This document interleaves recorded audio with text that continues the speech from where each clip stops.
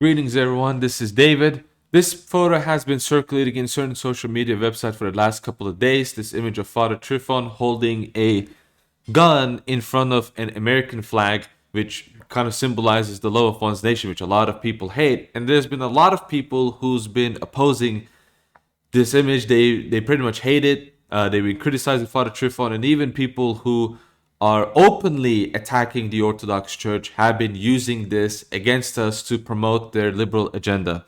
So in this video, I want to kind of talk about this image a little bit. Is this image really that crazy? Is it a bad image?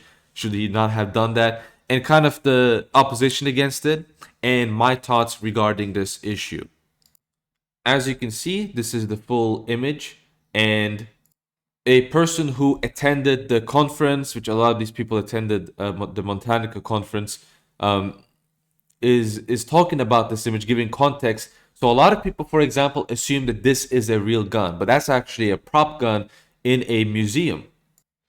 One of the people using this image to further and advance their liberal agenda is this person, which we have done not many, but we have done some videos about her, and it's going to be in the description below. She's also one of the main people who had that NPR article written against Orthodox converts. And they even with the context, they're making the point that, oh, this is just some name I made up, and it's still dangerous. It's dangerous or whatever.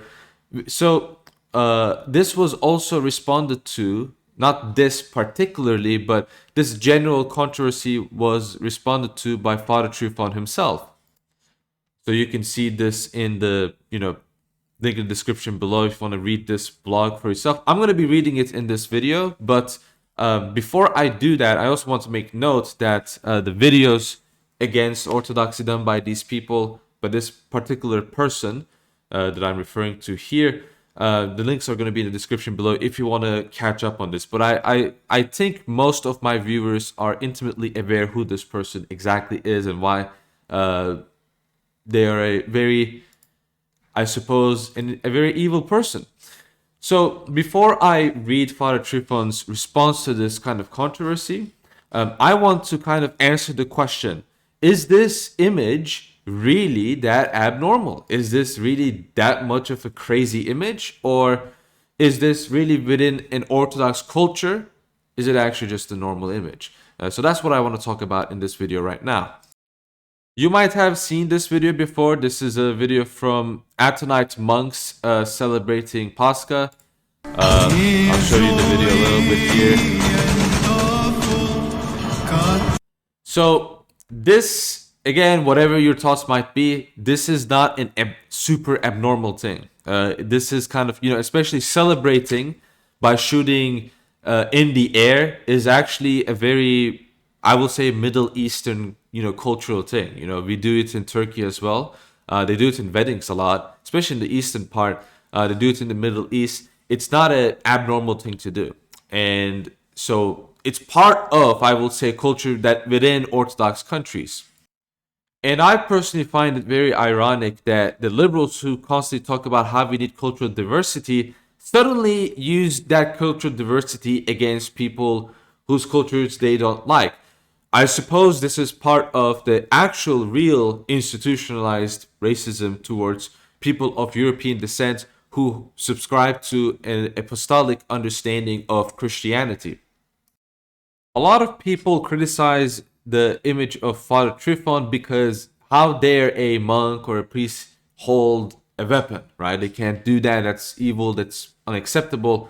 But we have icons of Christ himself holding a sword. Now, what's the major difference between a sword and a gun? There's really not that big of a difference. Of course, they are different weapons.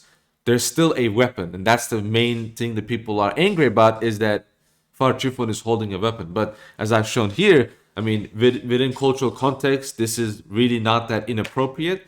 If you look at iconography, Christ himself is depicted holding a sword. Now, I understand that this is referring to, this is most definitely referring to Luke 22, where Christ was using swords as a metaphor for the impending danger. Nevertheless, this still showcases that the symbolism of a weapon isn't inherently evil, but yet a lot of these people criticize it within that paradigm. Let's not also forget that Saint Cosmas Aitolos himself has stated that, in within the context of the people he was talking to, that we should have a rifle, right? Now, obviously, this is not, I understand it's not a general rule, but still within the context of that time, again, weapons are not seen as something inherently evil, which a lot of people, a lot of these liberals think that way, right? That's why I'm pointing these out. So Father John Whiteford, for example, shows his support to Father Tryphon. I'm really happy to see this as well, kind of like making the joke about this. But I think the point really stands. I mean, if that image of Father Tryphon is bad, then this image, likewise, by that logic, should be bad also, right? But that doesn't make any sense. So now I want to talk a little bit about Father Tryphon and his comments on this regard.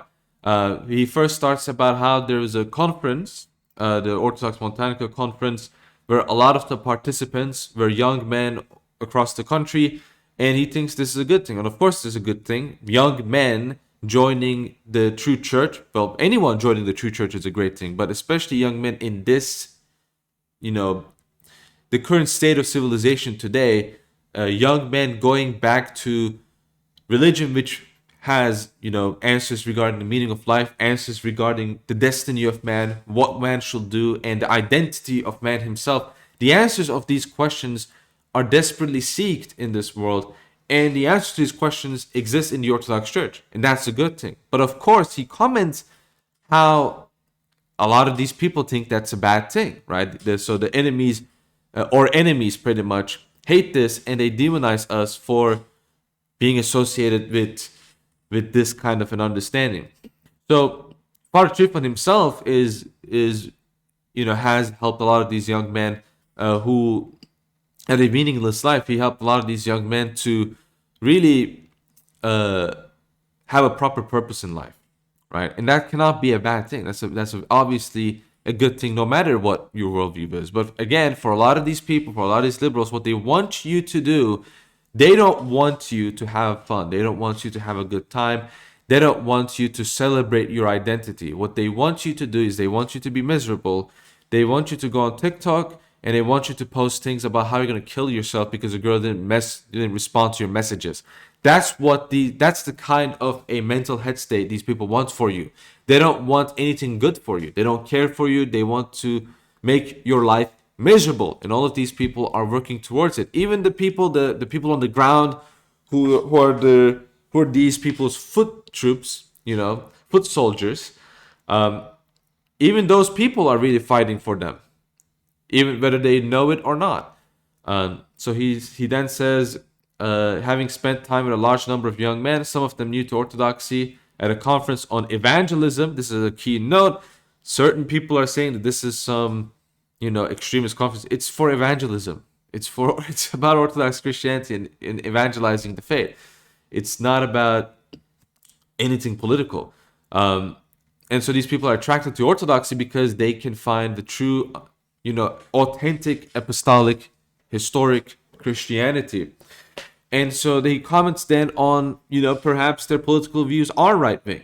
That's just their opposition to extreme left-wing policies that destroy meaning in life, that pushes these people, tries to push them off of a cliff, that really is anti-religion at its core. It's anti-masculinity at its core. These ideologies are fundamentally, you can say, feminist. These are Marxist ideologies. These are ideologies that are fundamentally against any kind of meaning in life. And so these ideologies also carry certain philosophical presuppositions about man, about how man doesn't have any meaning in life, how man is just a microcosm, and that we're just insignificant little blobs in space, in a space ball or something. Those ideologies and those philosophical views go hand in hand with each other. And so that's what they are responding against. And that's not a bad thing, right? If that happens to be right-wing, right, again, the example of pro-life, right now and currently, not even in American politics, just in politics in general, being pro-life is a specifically right-wing view, right? If you're pro-life, that's considered to be a right-wing view. But pro-life, the view of pro-life, is the historical Christian view. So on this topic, Christianity happens to be a right-wing view, have a right-wing view on this topic. And my personal opinion is that if you look at most political views that are being contested today, such as the idea of what a nation is, the idea of what a government is, the idea of what people are, not specific particular nerdy things that people love to talk about, but I'm talking about the more fundamental ideas regarding politics. All of these views, Christianity really represents, many of the views Christianity represents, the importance of tradition, the importance of a cultural identity, the importance of the people being, comprising the government, and the government being for the people, and the nation being for the people, and the people being for the nation, that symbiotic relationship. These are right-wing ideas, right? These are not left-wing ideas. These are right-wing traditional ideas that have existed way before these leftist ideas even existed, right? So that's not Christianity being right-wing. That's just, I suppose, some right-wing beliefs being fundamentally Christian, right? And that's kind of the point that I made like a year ago, when I was doing a stream with Luke Kendra, back when he was still on YouTube. But yeah, so he notes the World Economic Forum statement, own nothing and be happy. So that's what we're fighting against. And these people are fighting for that. They're fighting for own nothing but be happy. And it's not just material, it's spiritual too. You will spiritually own nothing. You won't even own your personhood. Your personhood will be owned by these technocratic elites. Then he says, for anyone who knows this to be a lie created by the true enemy of souls, the devil, surprised that the powers that be are blindly laying the ground for the coming Antichrist. Does anyone seeing this lie not see the evilness of such dark forces that they will circulate a photo of an Orthodox abbot, that is him, standing with pious Orthodox men in a museum on a historic tour in Montana in a staged photo with props holding a toy gun? So when you think about it that way, this is really just a pseudo controversy. It's not even an actual controversy. And I will show you what a real controversy looks like, by the way. I will show you what a real controversy looks like after this. And then he says, what would they have done if I'd been photographed looking through the bars of the turn of the century jail? And do these same servants of the devil actually think anyone who knows me or any of the young men in the photos are, these extreme groups? Of course they're not. They're fake names that these people use to target you, right? It's smear tactics. And then he says, to the creators of myth, I stand firm at the feet of Jesus Christ and in my faith in the Savior. And I stand boldly before the dark forces of the leftists, neo-Marxists who try to destroy orthodoxy with their evil revolution to overthrow the God-anointed Tsar of Imperial Russia. Gee, I wonder who's that referring to. I stand before the world in my loyalty to the Holy Orthodox Church and to her God-anointed bishops. To these followers of darkness and evil, I say, begone Satan. I am not afraid of you because I fear God more than I fear man. With love in Christ, Abbot Tryphon. Well, that last sentence, that last paragraph rustled a lot of jimmies, I can say. I've seen a lot of people getting their jimmies rustled on Twitter because of this comment. But let me show you what an actual controversy looks like, what an actual problem in the world looks like. A monk holding a prop gun is not a real problem. It's a first world issue, okay? It's a fake pseudo problem. It's not a real problem. It's an imaginative issue. But let me show you what a real problem is. I do not believe that I need to even comment on what this situation is. This image should be a real controversy, for instance. And this is just one of the many instances of this happening. Where are those people who are attacking Father Tryphon? Are they talking about this? No, they're completely silent about it. What does Christ say, though, about people who wrong children? And I understand that verse is also about people who are bad examples of the faith and cause young ones in the faith to apostatize and things like that. It's a double meaning. There's an actual literal meaning, and then there's also a spiritual meaning simultaneously. That's a lot of ways. That's how Christ worked in a lot of these symbolical parables, right? So what does he say about these people? And what about this? Isn't this also actual consciousness? Now, this is a defrocked priest in the Orthodox Church. So he's defrocked. He's not a priest anymore. I mean, this comment is just this is an absolutely totally nasty comment. It's an absolutely nasty statement.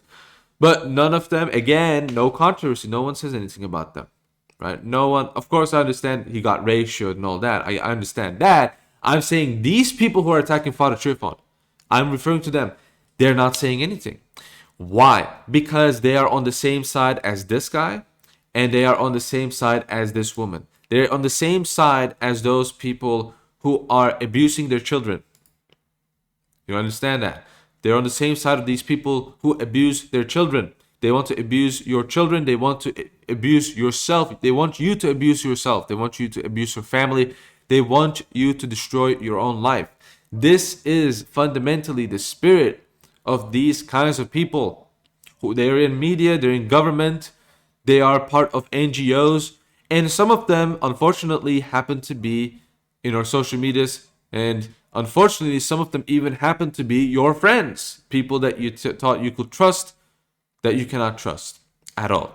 So that's kind of the main comment that I want to make, is that they want to make you miserable. So the final thing I want to say in this video is that Father Tryphon is a very good person. I can understand that from just watching his videos and the way he interacts with his community. He is a light for a lot of men, and that can only be a good thing. And I believe that we should support Father Tryphon openly. We should be supportive towards him. We should thank him for what he has done, and we should be willing to defend him, and we should be willing to defend our own brothers in these regards. Ignore the pseudo-Orthodox, whether they are apologists or not, who attack people who are being attacked by the liberals. We should back the people who are working for us, because if we don't do that, then we have turned on our brothers. We have turned ultimately on Christ. And that's what I want to finish this video with. So I'd like to thank you all for watching this, and I will see all of you in the next video. Thank you. And I will also like to give special thanks to my Patreon financiers. So a big thank you and shout out to Brian, Marco, Diet Sold Lights, Allison, Eddie, Father Justin, Node, Maximus, Mitch, Jonathan, Steven, Vlad, Kerry, Ignatius, Mike, Jack, Nectarius, Flood Basement, Dave, Seraphim, and Norbert. Thank you all for also financially supporting my channel. If you want to be part of that, you can check the Patreon link in the description below and enjoy some of the benefits there. And I'll see all of you in the next video. Thank you for watching, and may God be with you all. Goodbye.